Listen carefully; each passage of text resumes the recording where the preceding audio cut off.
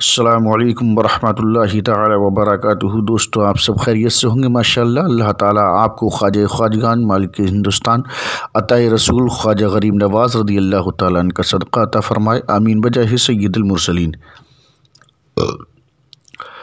آج ہم آپ کو بتانے والے ہیں مزار پر چادر چڑھانا کب جائز ہے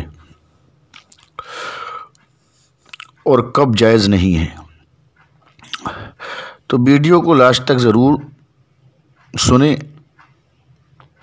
اور اس طریقے کے مسائل اور دینی معلومات حاصل کرنے کے لیے ہمارے چینل دین سیکھو کو سبسکرائب ضرور کریں۔ تو چلیے شروع کرتے ہیں اپنی بات۔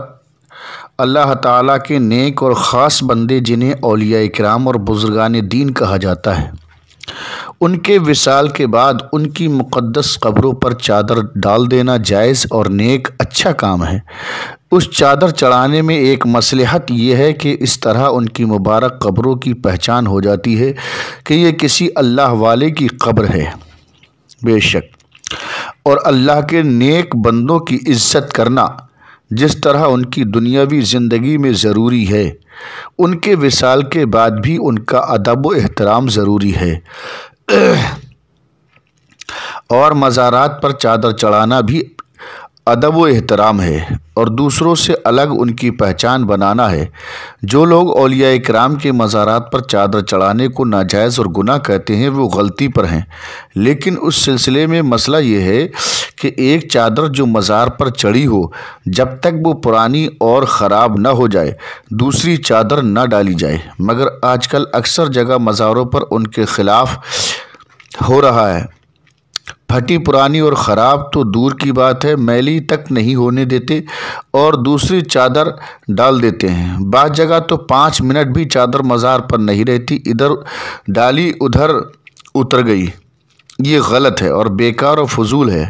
اس طرح چادر چڑھانے کے بجائے اس چادر کی قیمت سے کسی محتاج کو کھانا کھلا دے، کسی غریب مریض کا علاج کرا دے، کسی ضرورت مند کا کام چلا دے، کسی مسجد یا مدرسے کی ضرورت میں خرچ کر دے، کہیں مسجد نہ ہو تو وہاں مسجد بنوا دے اور اس میں انہی بزرگوں کے لیے ایصال ثواب کی نیت کر لے جن کے مزار پر چادر چڑھانا تھی، تو یہ اس چادر پر چادر چڑھانے سے کہیں زیادہ بہتر ہے اور اچھا ہے۔ ہاں، اگر یہ معلوم ہو کہ مزار پر چڑھائی ہوئی چادر اتارنے کے بعد غریبوں، مسکینوں، محتاجوں کے کام میں آتی ہے تو اس نیت سے چادر پر چادر چڑھانے میں کچھ حرج نہیں، کیونکہ یہ بھی ایک قسم کا صدقہ اور خیرات ہے۔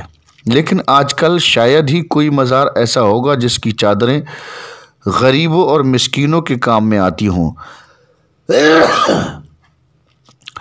بلکہ مجاورین اور سجادگان ان پر قبضہ کر لیتے ہیں اور یہ لوگ اکثر مالدار ہوتے ہیں۔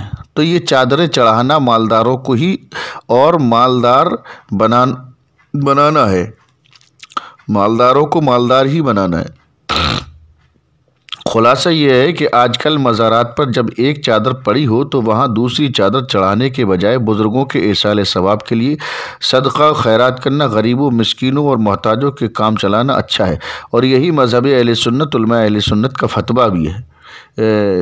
امام اہل سنت کا بھی فتویٰ ہے۔ اعلیٰ حضرت امام اہل سنت مولانا احمد رضا خان فاضل بریلوی علیہ رحمت و رضوان ارشاد فرماتے ہیں، اور جب چادر موجود ہو اور وہ ابھی پرانی یا خراب نہ ہوئی کہ بدلنے کی حاجت نہیں ہے تو بیکار چادر چڑھانا فضول ہے، بلکہ جو دام اس میں صرف کریں یعنی اس میں خرچ کریں ولی اللہ کی روح مبارک کو ایصال ثواب کے لیے محتاج کو دیں۔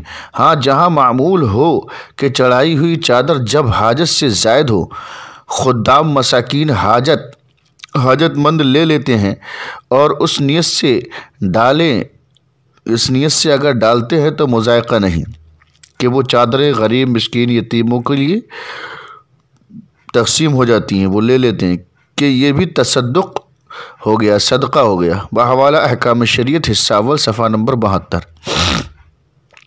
اور اگر ایسی جگہ جہاں پہلے سے چادر موجود ہو اور وہ بوسیدہ اور خراب نہ ہوئی ہو، چادر چڑھانے کی منت مانی ہو تو اس منت کو پورا کرنا ضروری نہیں۔ آج کل لمبی لمبی چادروں کو جلوس کے ساتھ عرس کے موقع پر مزاروں پر لے جانے کا جو رواج چل گیا ہے، یہ بھی بند ہونا چاہیے۔ خواہ عرس کی بھیڑ میں جلوس کے ذریعے لوگوں کو پریشان کرتے ہیں اور راستے جام کرتے ہیں۔